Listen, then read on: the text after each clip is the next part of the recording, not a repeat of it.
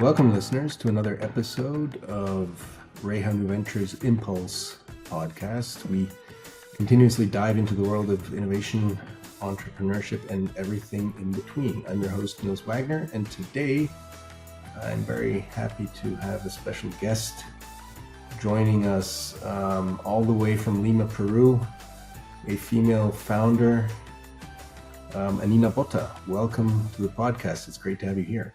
Thank you so much, Niels. I'm really looking forward to our conversations today. Great. Anina, I'm glad to hear your personal founder story today. Your company is called 10/1. Can you just give us a quick rundown of what it is that you offer your customers? Yes, for sure. So we're a design studio, but we specifically focus helping startups. So we design for startups depending on their stage. Usually this is very early stage when you're in the early rounds of funding. And we're a really small team to help with designing interfaces for product design, applying our UX expertise, and as well some behavioral insights that I like to inject into our projects. But I like to say we are more than just designing products for startups, and we're really designing for the startups and their needs. As you know, as we know, startups has a variety of stages and needs at different points in their life cycle. So I like to think that we, become part of the team of a startup, and we help with the needs of the investors, the needs of the users, and the needs of the founder, and to bring it all together within the constraints of the startup life. So basically, in a nutshell, we design for startups. Well, that's great. I'm sure we have a lot to talk about, based on your experience in the whole startup ecosystem. But maybe the avid listener will have recognized a tinge of a South African accent in the way you speak. And I just mentioned that you're actually sitting right now in Lima, Peru, but actually you consider yourself as being location independent. Can you tell our listeners a little bit about that interesting constellation? Yeah, that could be a little bit confusing, hearing this very strange accent, trying to figure out where it's on the globe. I mean, I'm not even living in that country.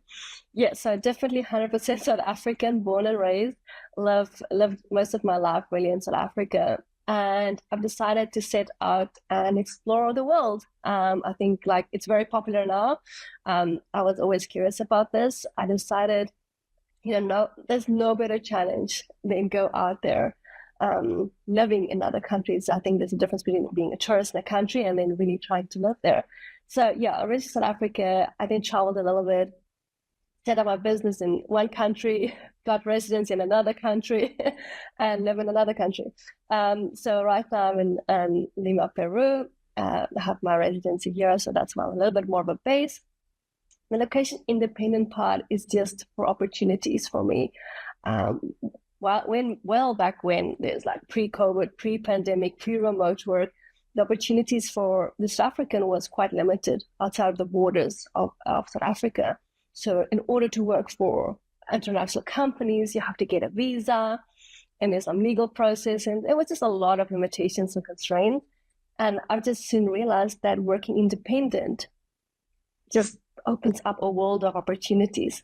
Yes, high risk, of course, meaning you don't have that stability that a permanent full-time role will offer you.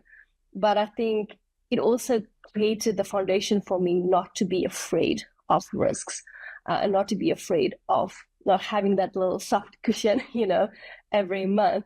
And I decided I'll create a world where, not am I physically independent, but also in my career independent of the opportunities. And yeah, it created a lot of freedom for me. Now things are way different for South Africans, which I'm very proud and happy to see the change there. But early in my career, I had to kind of create that path for myself. And that led me to live in Lima or wherever I want to live for that sake. Okay, so I think independence is a strong theme in your life. It's informed your decision to become an entrepreneur. It also means that you're free to live in different places in the world. Something I can relate to very much. Having lived and worked in different countries has been very enriching to my life and the life of my family. But on the other hand, of course, in what we do, we're often dependent on certain networks, and these are sometimes then very much kind of location bound. So how do you manage to find new customers if potentially you spend some time in one place and then maybe later you move to another place? How do you manage to kind of You know, maintain a network and find new clients? I mean, such a good question, and I think it's always will be a little bit more of an extra challenge when you're location independent. But I think I started working with international startups while in South Africa. So I really realized very early on that I don't have to be in the location where my clients are. So that firstly created that kind of confidence to know, okay, I'm not where my clients are. It hasn't been a problem in the past. Yes, it's a bit challenging, but I think you get used to some of these challenges, right? And you get a process to address them. I would say, however, the only thing that I still think is very much a limitation is when there is startup events. That's usually in Silicon Valley or in the States or in Germany or in Portugal. So I think in that area, do you feel a little bit isolated and not being able to network more with clients and possible startups. So I think that for me at this stage where I am, it's more about how can I network more with startups? Where can I find them? And they're very much physical at the stage, as you said. Um, as up to now, I've done minimal networking physically. Most of my networking has been online, and I've always worked through LinkedIn is my network go-to. But then I'm also on some other platforms that's very startup focused, that helps me to connect, network, mentor, and coach. And through that, you also build a bit more reputation, a bit more credibility, than just I'd hi at a conference like, "Hey, I'm Anina. Who are you? Why should I talk to you or trust you with my next business venture?" So I think I found ways around it. If there are not the best ways, not 100% sure. But I think sometimes you work with what you have and you try to find a path, where you can still succeed. And I think that just comes from my background working with in South Africa with a lot of constraints, a lot of limitations. You learn the skill to work with those. That this reminds me of a book that I read about gravity problems. I don't get hooked up on gravity problems, and gravity problems basically means it's that thing in front of you that you just cannot move. It's just impossible to move it. So instead of trying to move it, you just find alternative routes around it, over it. And those leads usually to the better opportunities that's made for you. Okay, so being nimble and on your toes is just kind of how you came up in the world. So finding ways around challenge is something that you do naturally. That's kind of what I gather from your points, and that's then how you juggle the constraints of time zones, and that's how you still manage to maintain at least a network virtually. How important is word of mouth recommendation in what you do? Is Very that something? important. Okay, Yes, so it's very still that important. Yeah, personal interaction and yeah. and It's and at the end it's reputation that plays a role, huh? Yes, definitely. I mean, I'm not the standard, design agency or design studio that you will get out there, and it's for a reason. I built it, I designed it that way.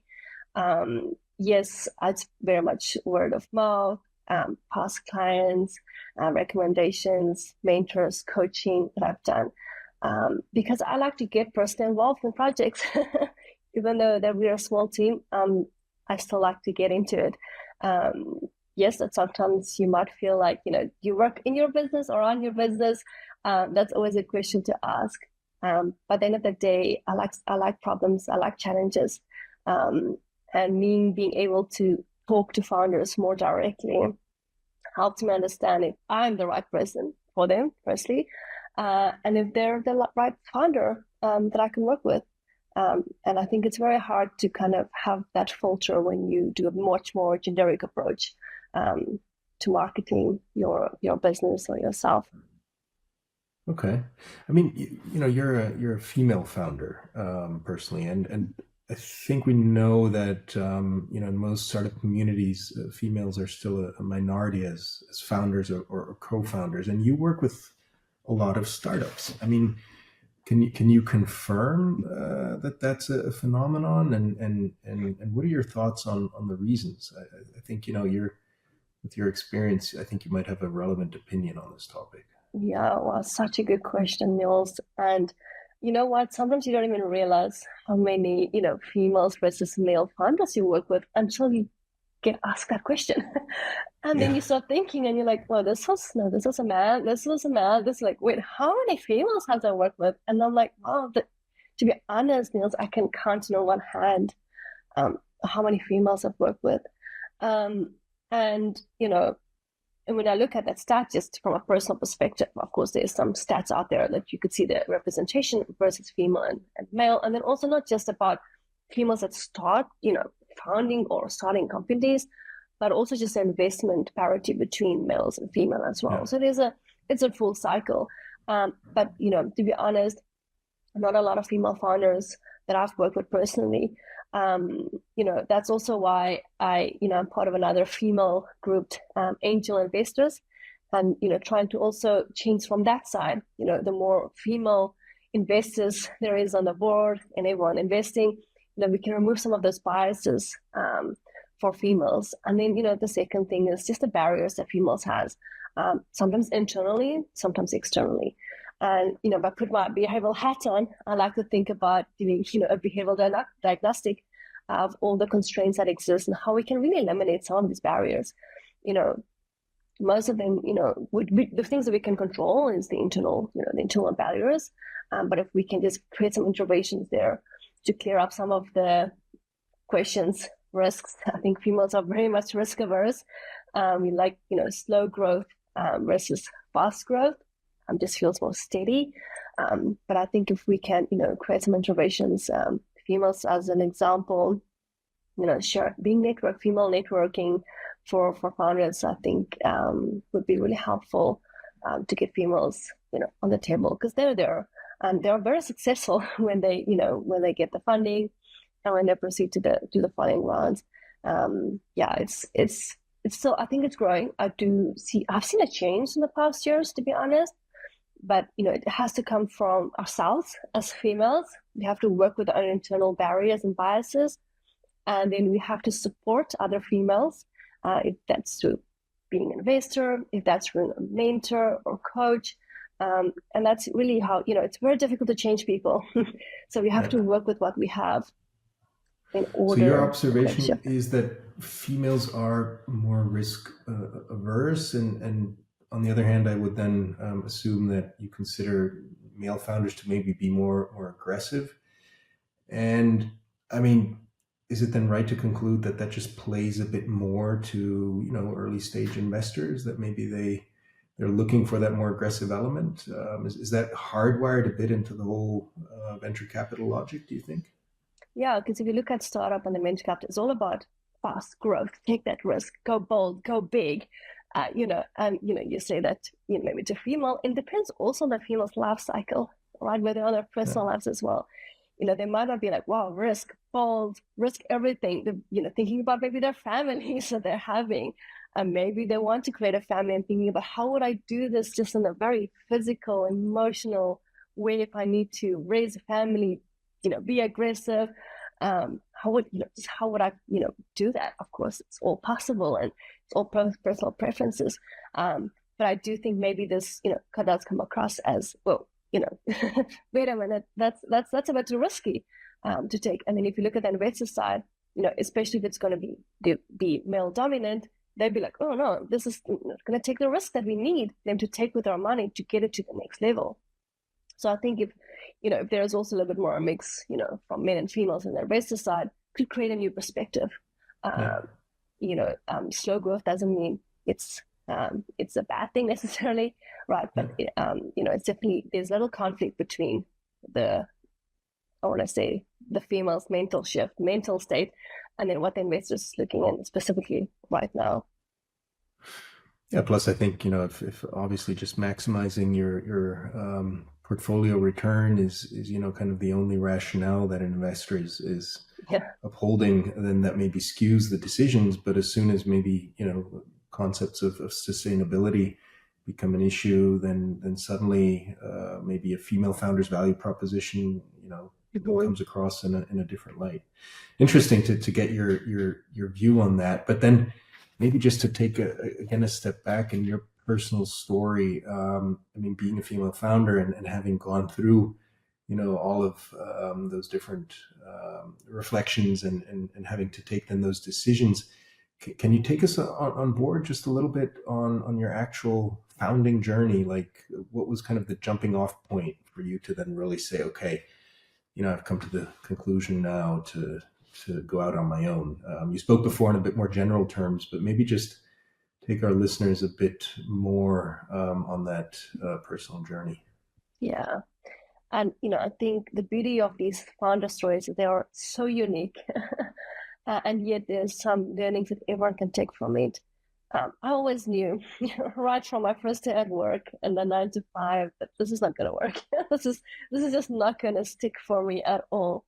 But I was female. I'm risk averse as well. So I did my thing. Got my job. Saved up. I think I started with thinking about myself. How can I really de-risk myself as much as possible? Because my biggest concern at the stage was the risk of it, financial risk, mostly the financial risk. The personal risk at the time of when I started was, back then 10 years ago. So it was all about my career. But I really started with de-risking myself and eliminating personal things that could hold me back. That's why the independent lifestyle works really aligned if you want to start being a founder, because you can really de-risk yourself in a very easy way that you usually have as a working living in your country and having everything fixed into a country. So de-risk yourself. Do investigation not just about your company, but about taxes. That's something that helped me minimize my taxes a lot. South Africa is very high in taxes. So I moved my company to a low tax country. Everything legal, very important that you do it that way.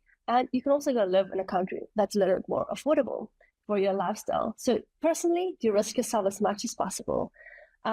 Getting into starting the business, that's hard. I'm not gonna lie, I think everyone knows you start off with this really great idea of how you vision your company to be. It never ends the way that you think it would. And I think I've learned to let the business develop itself, evolve itself. It will tell you what it needs, and not attach yourself to the ideas that you had. Let it form in a natural way.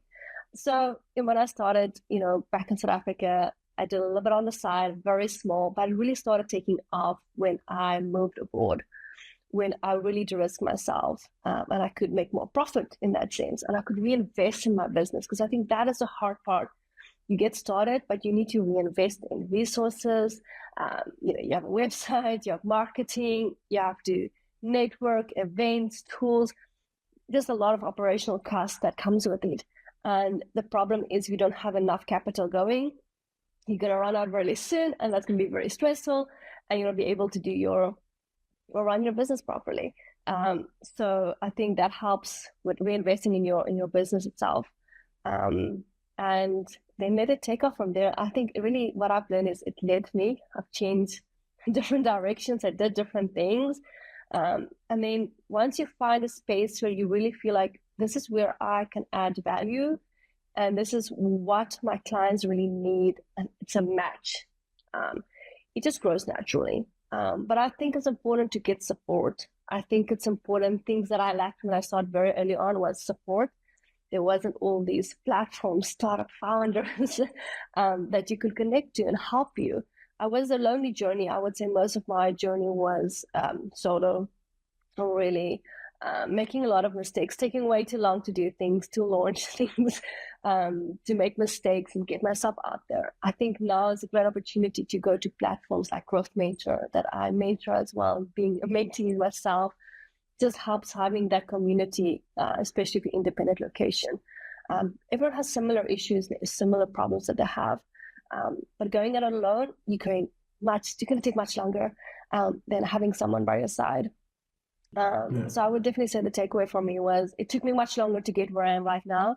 All the reasons it wasn't possible at the time, but right now there's no excuse. There is networking groups. If you really want to do this based on your personal values and beliefs, you'll find a way to do it. But yeah, it's not always easy, for Yeah. sure. Okay, so I guess really, building a support system that kind of gets you through the difficult parts of the journey, and just make sure that you don't feel like you are alone, because it can get Mm. lonely at times as a founder. That's a good piece of advice for our listeners out there who are also considering to maybe found their own company. And you mentioned a growth mentor. So besides running your own company 10/1, you're active on the platform Growth Mentor, but also Flyover. So are both kind of startup or mentor related, or can you explain a bit what those two different platforms do, Flyover and So Growth Mentor? I would definitely say on Growth Mentor versus the two I'm more active on. Yeah. And I do both mentoring. So I like to invest in myself, but I also like to invest my skills to startups and founders. That's very early on. So, in the past, I've always mentored designers, and I now shifted that to more to startups. So Growth Mentor really connects a professional with another professional. And there's different categories. For example, if I'm looking for someone to help me with my marketing, I reach out to a mentor, Growth Mentor. We connect, we have a talk, we get some advice. You can have it recurring. It's very flexible. Likewise, if there's a startup founder looking for advice from me, we have a connection, and we talk and we give some feedback. And this is also comes back to, I can't be in a physical location talking to founders, but this gives me the opportunity to talk to founders, understanding some of the problems that they're having. And this helps me also always to adjust my services to be more aligned with the startups as well. So Growth Mentor is a great tool. They've been growing. This morning I opened the email and they're doing parenting mentor as well. So they're always expanding the horizon, focusing on females and careers and how to navigate, running a business and having a family as well. So I think they're doing really great things and they are growing quite fast. So yeah, Growth Mentor I highly recommend. Flower is a little bit different. It's more of a Slack channel based community where you get in touch with angel investors, you can get in touch with founders. They have a directory of different professionals. If you want to start your startup. So Flower, you have to a little bit invest a bit more time and go through reading and commenting. So Slack is a little bit overwhelming. You might end up forgetting about it. But I do think if you are a founder and you really want to start it, you get connected to a wide load of different investors and people. So I think be very selective of how you choose your groups, because there's a lot out there and you might just get overwhelmed by them. So make sure you understand why you want to join one of these groups. What is it that you can offer? I think that's very important. Don't just join to get something. Join because you also feel that you can offer something. So reciprocity in both of these platforms, I would say, is a very important part of being or accepted on these platforms. Yeah, I think the whole concept of reciprocity is essential kind of in the startup ecosystem, which is usually kind of an open source approach to everything, sharing experience, networking, giving warm intros, recommending people. So I think that's another part of that whole startup dynamic, which Yeah, is maybe a bit underappreciated, because we definitely. usually focus on what is success, right? But You are. what is the ecosystem, and how do people interact with each other? Actually, I think is also fascinating to see just how we can organize ourselves, and what networks again that builds. I think I want to add on to that, something that we see the startup world as this big scary monster and being unapproachable, but it's actually quite the opposite. If you really start talking to everyone from investors to founders, it's a very open community. Yeah. And it's very like everyone wants to help each other, to support each other. It's not as cutthroat as we think, when we imagine about the startup world. So I think sometimes we have this bias. So, startup world investors, it's like this, dragon's den from the UK. You feel very intimidated by the concept. But once you really start networking, really start talking to people, you realize that everyone is just trying, firstly, trying to survive, trying to get their product out the door. And they, we all have a lot of things in line when we're founders. We do a lot of compromises. So we get it. So we're not there, to be the best between everyone around us. We're just trying to be the best of ourselves and the products that we can offer. So I think it's important to realize it's not that scary monster that we think it is. And even if it is, just take it one step at a time. We don't have to conquer the startup world in the first week we start our product. No, actually, I think these whole kind of Shark Tank, whatever shows or approaches are very much a caricature of the whole kind of startup and VC world. And of course, there are aspects that are kind of hyper capitalistic about it, but on the other hand, I think it's no coincidence that one of the most vital startup ecosystems actually originated in San Francisco, which was basically emerging out of this kind of counterculture atmosphere. So I think the way people collaborate and this openness, also just being open to new ideas, to new concepts. I think that's definitely not a coincidence that that originated in a place known for the counterculture of the 60s and 70s. So yeah, I also think that people kind of get blinded a bit by the Shark Tank or Lions Lions Den caricatures, and that's not really representative. That's how we, first introduction to, this is investors, but this is how it works. We created that as the the investor culture, and it's not like that. I mean, you've been at it now for a while. So for 10/1, how do you define success for your startup, and what is kind of maybe the trajectory that you see over the next few years?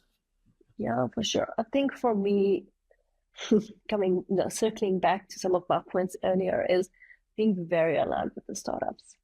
There's the circle, like, designers always focus on the user, and of course we need to focus on the user, but there will be no users if there is no founder and if there's no investors.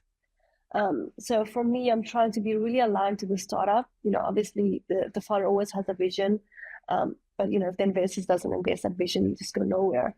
And then secondly, when you have some funding and you have some customers in line, you focus on your customers. So for me, I'm really shifting to make sure that it's a very holistic picture. It's not just product design. I call it startup design, right? There's a lot more different stakeholders in this process than in a traditional design and users. For me, there's 3 stakeholders when designing. So I'm trying to be as close as possible to the founders, to the teams, to the process and the stage they're at, and very focused on exactly that point in time and that moment in time and what they need at that specific time. Scalability is very important, but I think sometimes we think about scalability and we don't yet have that core product that's going to take us to scalability.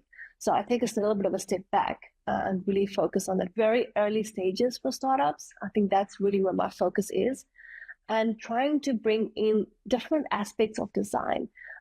For me, important part is, of course, user experience, but it also some of our behavioral insights from behavioral science. I find that very fascinating because the tech might change. We have AI today. It will always be changing, but something that doesn't change is nuance. We are very predictable and very irrational. So those are things that won't change. And I'm trying to bring in that to the products I design. Founders don't have the time to read about psychology or all these academic papers. But what I'm trying to do is I do the work of reading up on these academic papers, reading up of these principles and incorporating it into UX and essentially into UI. I have a really good UI designer on my team that helps me, getting my functions and functionality and principles into the output, which the founder really wants at the end. They just want this design so they could be developed. What happens in between is important, but it's not as tangible as the final output. So I really see, myself and 10/1 and the team staying aligned with the startups and what they need. And it's all different for every startup. It's not the same cookie cutter end product and you apply different things within the process. So yeah, I'm hoping to sell out of startups, growing our skill sets as always. I think when it comes to working with humans, it's quite complex process. But yeah, that's I think where it goes. And like I said earlier, sometimes you have this vision, and the business just have a mind of its own, and it evolves and grows into something else. If you asked me this question 10 years ago, I wouldn't have said this for sure not. But everything evolves, and you need to focus on that as well. Don't be too attached to your idea initially. Let it grow, let it evolve. And I think, yeah, that would be my hope for the future. You mentioned one stakeholder also, that was the investors. We touched on it just a few minutes ago as well. Can you talk a little bit about your own experience with investors as a founder, and maybe there, again, just some insight for some of our listeners out there who might be, in a position of having to raise themselves. What's your experience with I'll go looking for investors? a very ironic answer. Seeing that I work in the startup scene with founders and investors, I myself was self-funded. When I started out, I didn't know what. You've completely sidestepped that part of the process. Yeah. Is that what you're saying? Yeah, exactly. When I started, I didn't know what funding was, didn't even know how it worked. So, I just did it very much, I would call it the traditional way of being self-funded. But as I started working with startups, I'm like, hey, this is interesting. So I actually did a course on startups and startup funding. And that's how I ended up in angel investing as well. So I kind of learned quite a bit through that. I came after the funding. So I was like, okay, right now, I might not need funding or pursue funding as a personal preference. But I do see the value of funding. And if I were maybe started at a different stage or age, I would have been a different story. But I'm trying to, bring back to the investment scene as well.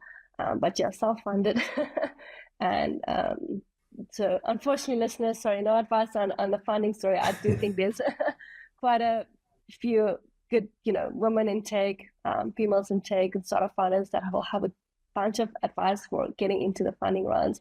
But yeah, so I'm trying to still support the funding environment, just from a different perspective. And I'm sure the listeners can find people with advice on Growth Mentor. Is that correct? Yes, for sure. Okay. If you want to go somewhere, Growth Mentor. If you're a parent or parent-to-be, there's Parent Mentor as well. So I think some of those biases, constraints for parents could really help with other females, talking to other females about those journeys as well. And maybe that could open up the world for females to get into the startup world a bit more easier.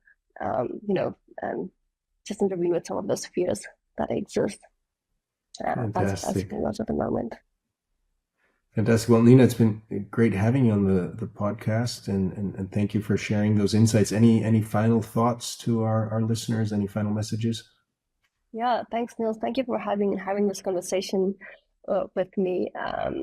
I would say, for for everyone is, I think it's, the fear that we have of starting something sometimes outweighs, a rationale. So I think if you have something, you have an idea, you want to go for it, I think you have to go for it. Yeah, you might do some pre-work like de-risking, as I said, just jump off it and let's see what happens and comes up. But I think if you do have that and you have some fears about where am I going to get money, where all those questions, it could be answered along the way.